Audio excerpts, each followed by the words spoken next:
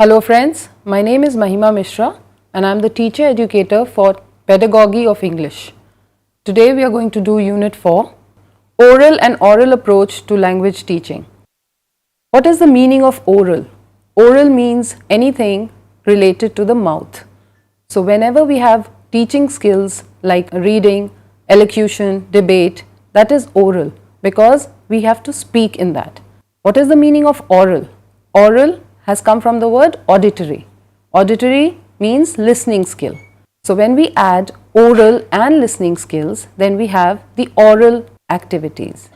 The various activities that are related to oral and aural speaking skills are audiolingualism, situational approach, comprehension based approach, communicative approach. We will start with audiolingualism.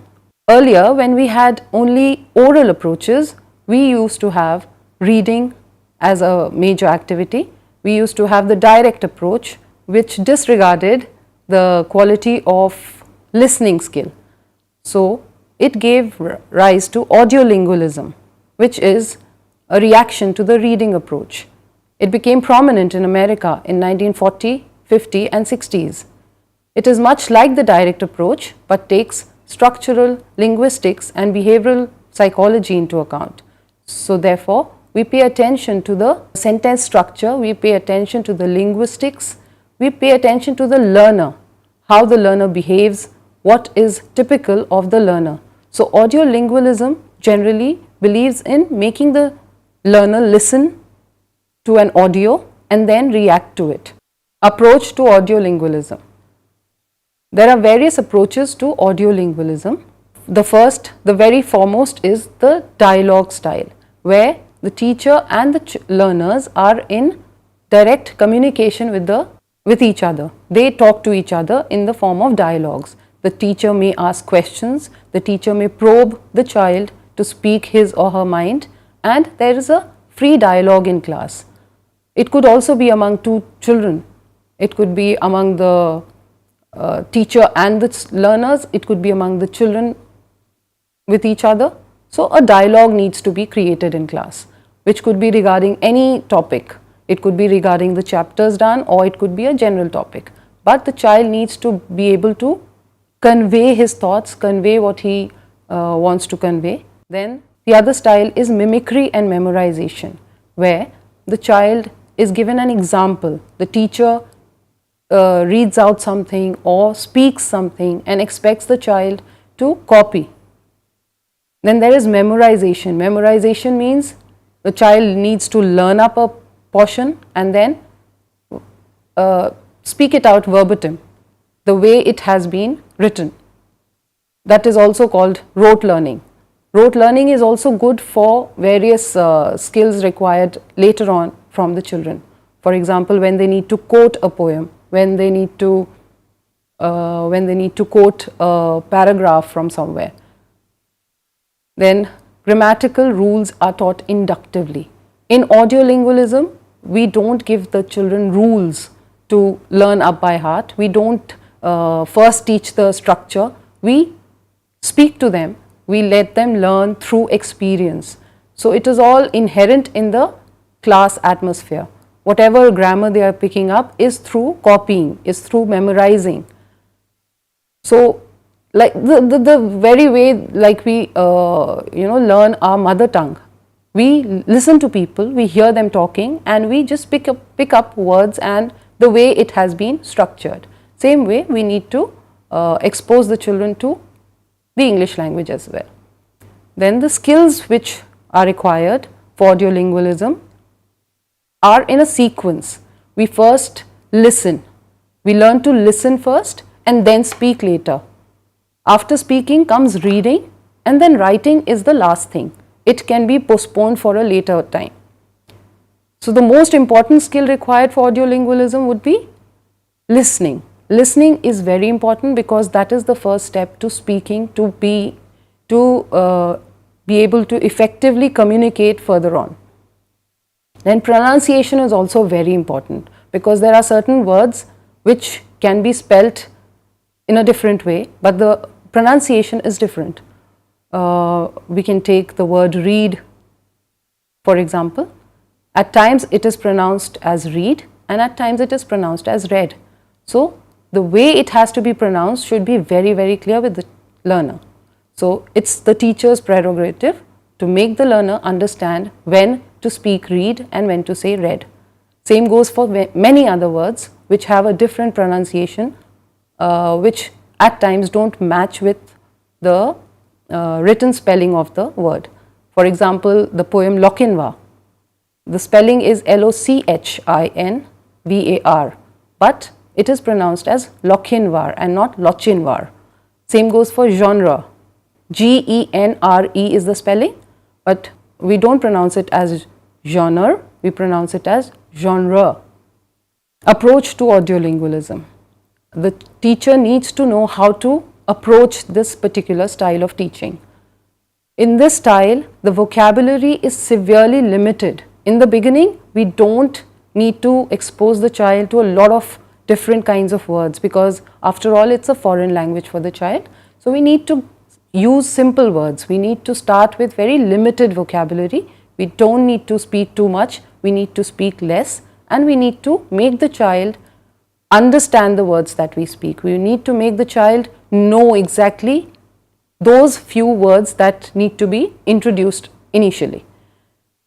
Then we need to be very, very diligent in preventing learner errors. We cannot be very casual with the errors that the children make. For example, if they make a mistake in structuring the sentence, we need to tell them there and then, because while speaking they are learning. They are not writing anything at the moment, so they need to know where they made mistakes and what should they do to rectify those mistakes. Language is manipulated without regard to meaning or context. That means that whatever language they are speaking, that is important. We don't need to confirm whether it is according to the context that has been taken or whether the meaning is true or not. Meaning could be untrue, but what we are focusing on is that the language needs to be correct. It needs to be correctly structured. When the teacher should be proficient in structure and vocabulary.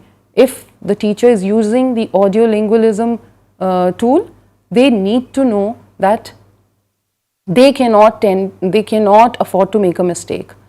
They need to be very proficient in structure and vocabulary, and if the teacher is not a native speaker, we also suggest using video and audio tapes, which are strictly made according to the norms and regulations. So, there are less chances of making mistakes. Then we have a situational approach, which is also very useful because it teaches the children to react to situations. When we have a situation, what do? We move to our mother tongue. We generally fall back to the comfort zone of our mother tongue. We need to work on that.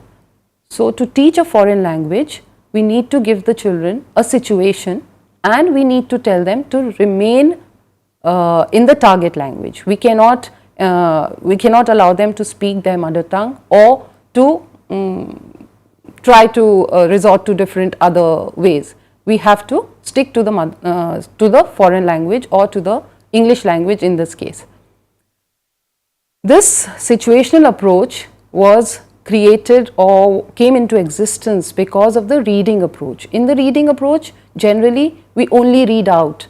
At times, reading out was so important that even though the child doesn't understand what he is reading, if he reads out fluently, he is considered to be well spoken in the language, which is obviously not so good approach, because we need to know that the child is comfortable in the language. Only reading a language is not enough. So, this became very dominant during the 1940s, 50s and 60s in Britain. It was a result of the negative factors of the reading approach.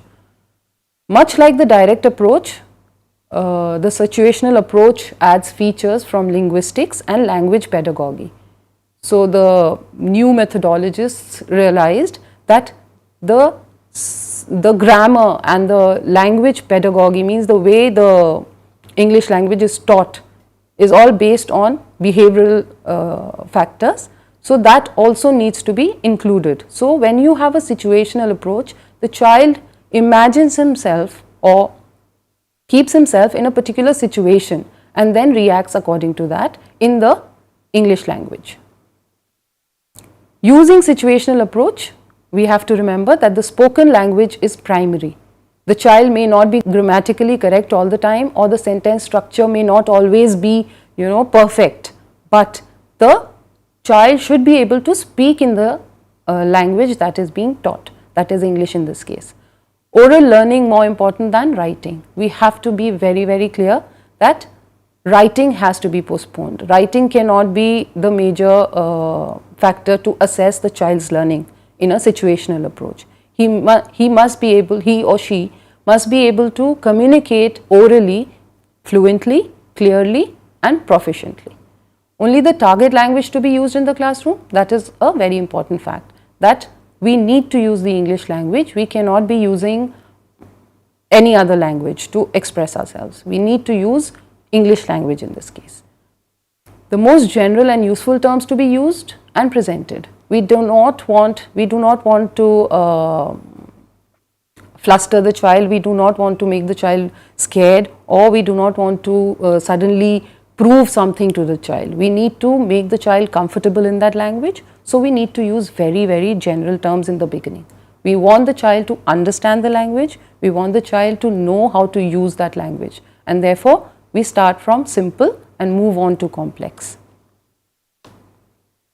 Using situational approach, there are various situations in class where the situational approach can be used. The only thing that we have to remember is that we have to move from simple to complex in grammatical structure. New items are introduced and practiced situationally.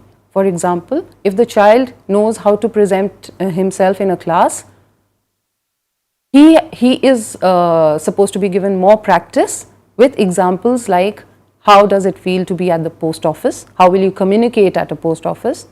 How will you communicate in English at a bank? How will you communicate at the dinner table? And so on. The child could also be given examples like a telephonic conversation. So situations need to be created to teach this particular tool to the child. The other tool is the comprehension based approach.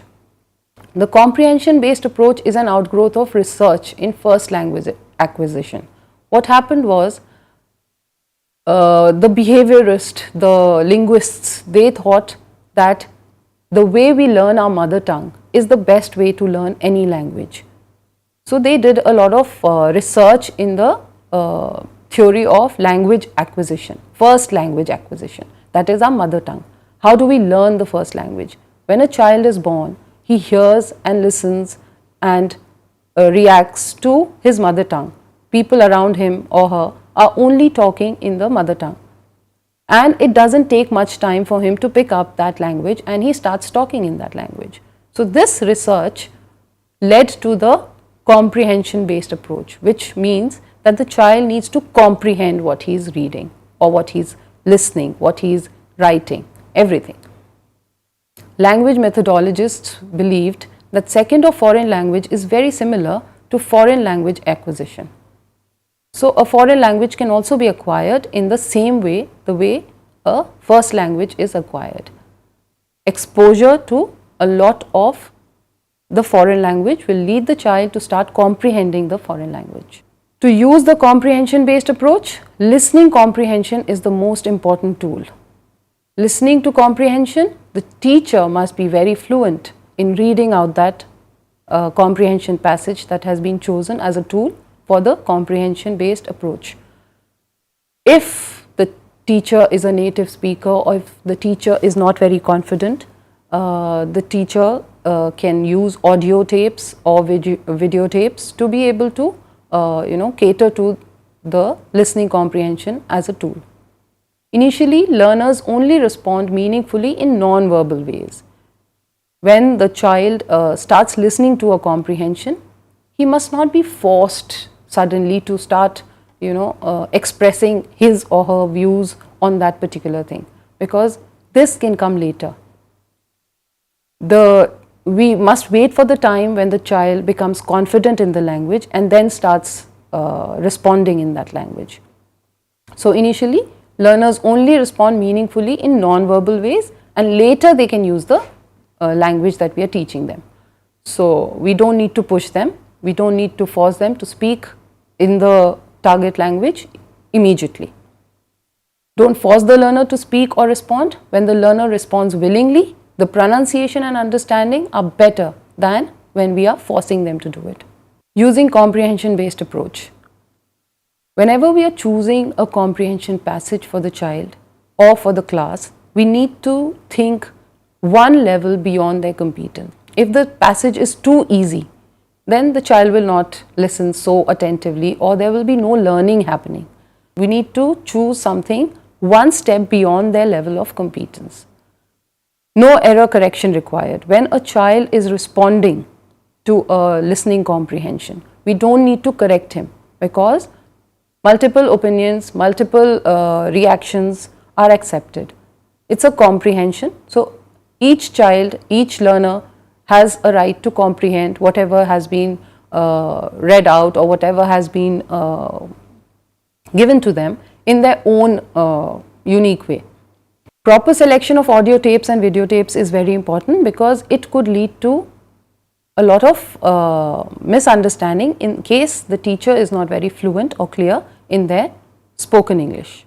Next comes the communicative approach.